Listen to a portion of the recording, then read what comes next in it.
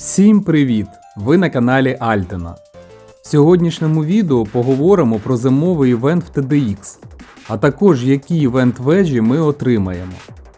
Якщо ви ще не проходили івент в TDX, то повинні знати, що івент вежу можна отримати за виконання другого акту зимового івенту.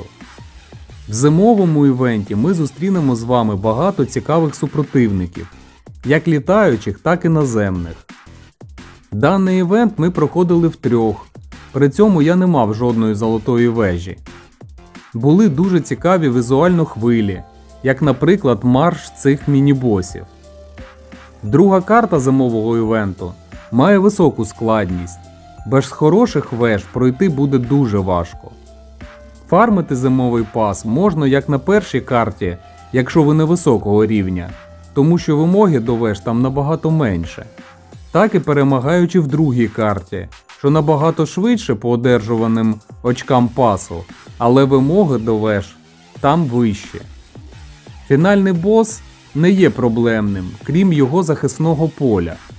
Я проходив цей івент з рандомами кілька разів, і іноді ми не могли його вбити, бо нам не вистачало ДПС, щоб постійно збивати захисний щит з цього боса.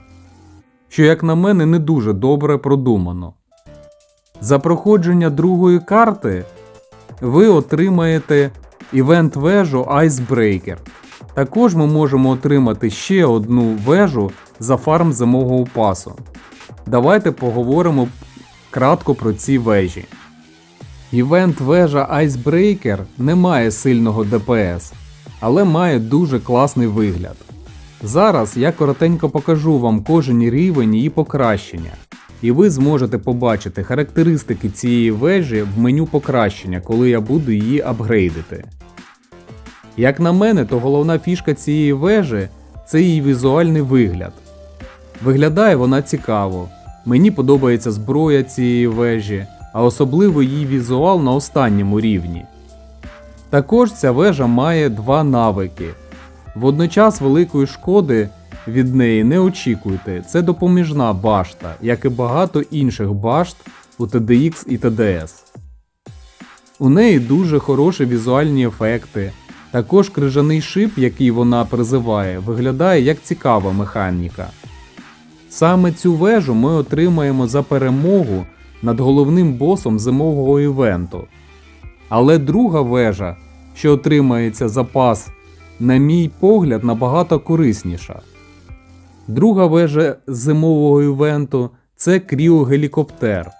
І доступний він для всіх, хто фармить зимовий пас.